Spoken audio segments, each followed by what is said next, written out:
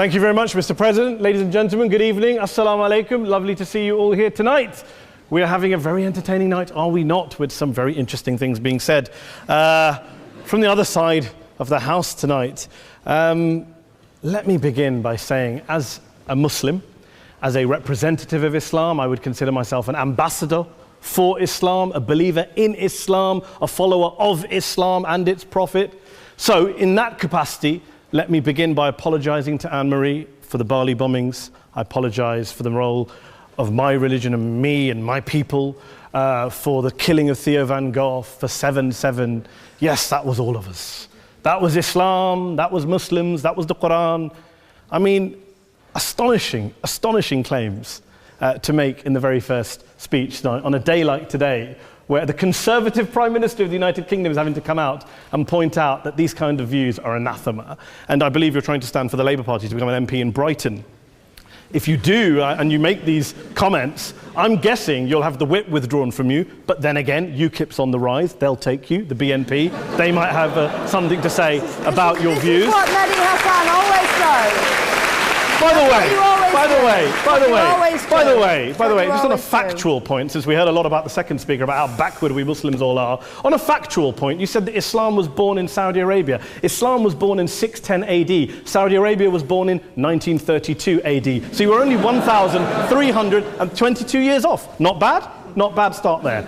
Talking of maths, by the way, a man named Al-Khwarizmi was one of the greatest mathematicians of all time, a Muslim, worked in the golden age of Islam.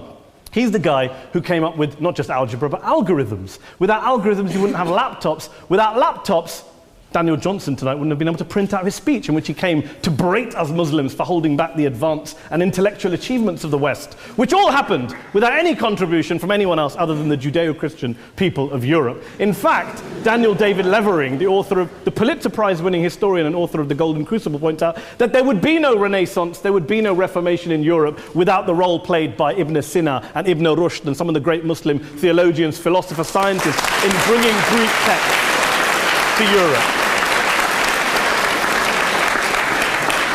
As for this being our university, I will leave that to the imagination as to who is our and who is there. I studied here too. An astonishing set of speeches so far making this case tonight. A mixture of just cherry-picked quotes, facts and figures, self-serving, selective, a farrago of distortions, misrepresentations, misinterpretations, misquotations.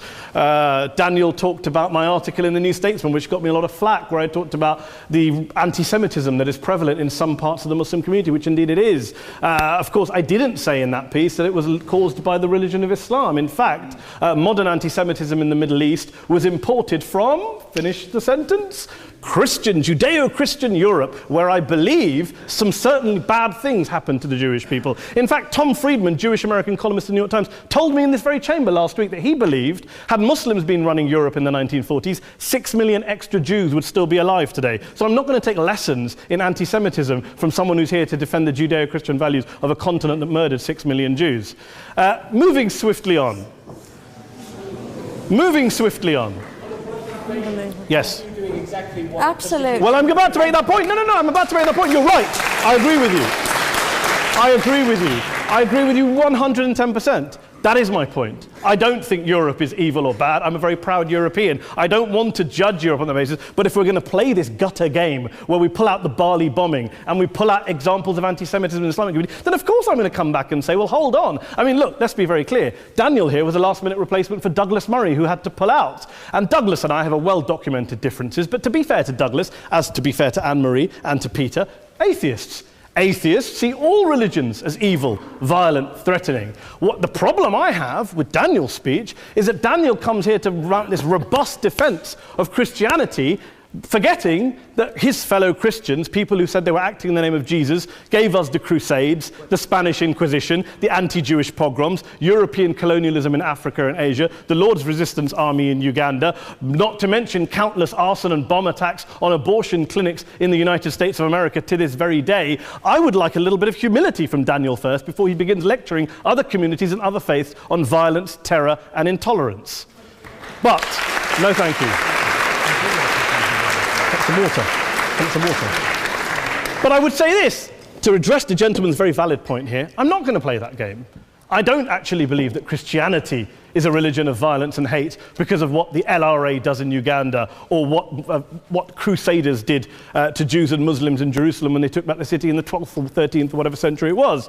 I believe that Christianity, like Islam, like pretty much every mainstream religion, is based on love and compassion and faith. I do follow a religion in which 113 out of the 114 chapters of the Quran begins by introducing the God of Islam as a God of mercy and compassion. I would not have it any other way. I don't follow a religion which introduces my God to me as a God of war, as some kind of Greek God of wrath, as a God of hate and injustice. Not at all. As Adam pointed out, you go through the Quran and you see the mercy and the love and the justice. And yes, you have verses that refer to warfare and violence. Of course it does. This is not a motion about pacifism. I'm not here to argue that Islam is a pacifistic faith. It is not.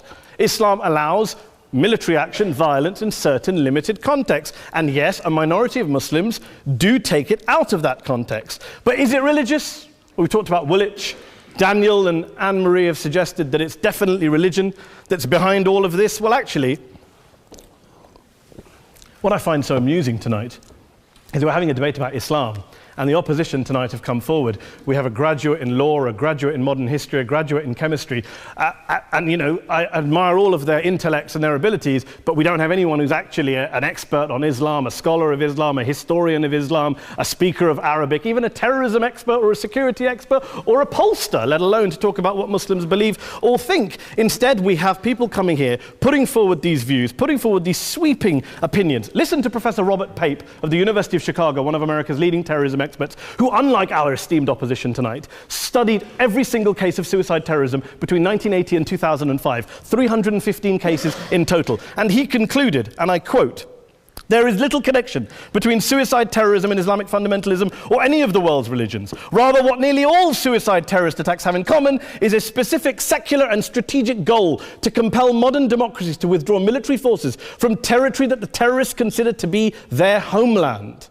And the irony is, when we talk about terrorism, the irony is that the opposition and the Muslim terrorists, the Al-Qaeda types, actually have one thing in common, because they both believe that Islam is a warlike, violent religion. They both agree on that. They have everything in common. Osama bin Laden would be nodding along to everything he's heard tonight from the opposition side. He agrees with them. The problem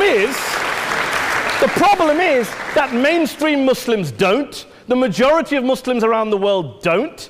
In fact, a gentleman here started quoting all sorts of polls. Gallup carried out the biggest poll of Muslims around the world, of 50,000 Muslims in 35 countries. 93% of Muslims rejected 9/11 and suicide attacks. And of the 7% who didn't, they all, when polled and focus grouped, cited political reasons for their support for violence, not religious reasons. And as for Islamic scholars and what they say, well, Daniel talks about our University of Oxford. We'll go down to Oxford's Centre for Islamic Studies, get hold of a man named Sheikh Afifi al-Akiti, who is a massively well-credentialed and well-respected Islamic scholar who has studied across the world, who in the days after 7/7 published a fatwa denouncing terrorism in the name of Islam, calling for the protection of all non-combatants at all times, and describing suicide bombings as an innovation with no basis in Islamic law. Go and listen to Sheikh Tahir al-Qadri, one of Pakistan's most famous Islamic scholars, who published a 600-page fatwa condemning the killing of all innocents and all suicide bombings unconditionally without any ifs or buts.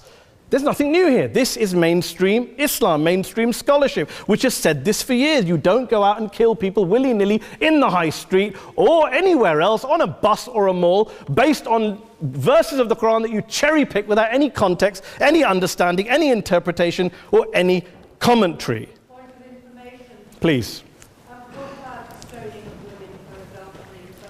Well, it doesn't happen apparently. I didn't say it doesn't happen at all. I never said it didn't happen. I don't blame Islam. Yes, it's a very good point. And a lot of us are campaigning against that. And we're campaigning against it in the name of Islam. We're campaigning against it in the name of various interpretations of Islam. Anne-Marie comes and scares us with her talk of Sharia law. I would like to see the book of Sharia law. It doesn't exist. People argue over what Sharia law is. And you empower the extremists by saying there is only one version. You empower them all. I don't believe you took any interruptions, Anne-Marie, so I think you should stay there for a moment. Several countries. Here's what we're dealing with. Here's what we're dealing with. We are dealing, I took your point. Here we are dealing with a 1400-year-old global religion followed by 1.6 billion people in every corner of the world, a quarter of humanity, of all backgrounds, cultures, ethnicities. And yet the opposition tonight wants to generalize, stereotype, smear in order to desperately win this debate. And here's my question, if we're going to generalize and smear. If, okay, people say yesterday's bombers, and we've got to be careful, there's a trial going on, were yesterday's attackers, motivated by Islam? Big debate. I don't believe they were. Let's say they were. Let's say Faisal Shahzad, the Times Square bomber, was motivated by Islam. Let's assume, for sake of argument, that Richard Reeves, the shoe bomber, was motivated by Islam. If Islam is responsible for these killings, if Islam is what is motivating these people, and Islam is therefore not a religion of peace, a religion of war, then ask yourself this question: why aren't the rest of us doing it? Why is it such a tiny minority of Muslims are interpreting their religion in the way that the opposition claim they are? Let's assume there are 16,000 suicide bombers in the world. There aren't. Let's assume there are for the sake of argument. That's 0.001% of the Muslim population globally. What about the other 99.99% of Muslims who the opposition tonight either ignore or smear? The reality is that the rest of us aren't blowing ourselves up tonight. The reality is that the opposition came here tonight not worried about the fact that me and Adam might pull open our jackets and blow ourselves up tonight because we're followers of a warlike warrior religion which wants to take over Europe and Daniel's university. The issue is this. The issue is this.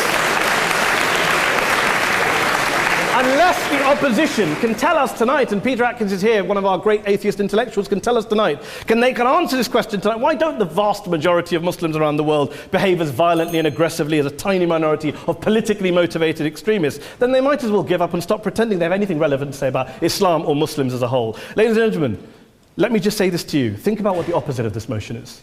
If you vote no tonight, think about what you're saying the opposite motion is. That Islam isn't a religion of peace, it's a religion of war, of violence, of terror, of aggression. That the people who follow Islam, me, my wife, my retired parents, my 6-year-old child, that 1.8 million of your fellow British residents and citizens, that 1.6 billion people across the world, your fellow human beings, are all followers, promoters, believers in a religion of violence. Do you really think that? Do you really believe that to be the case? They say that in the Oxford Union, the most famous debate was in 1933 when Adolf Hitler looked out for the result of the King and Country motion, where they voted against fighting for King and Country, and Hitler was listening out for the result. Well, tonight, 80 years on, there are two groups of people around the world who I would argue are waiting for the result of tonight's vote. There are the millions of peaceful, non-violent, law-abiding Muslims both in the UK, Europe, Asia, Africa and beyond, who see Islam as the source of their identity, as a source of spiritual fulfillment, of hope, of solace. And there are the phobes, the haters, the bigots out there who want to push the clash of civilizations, who want to divide all of us into them and us and ours and their.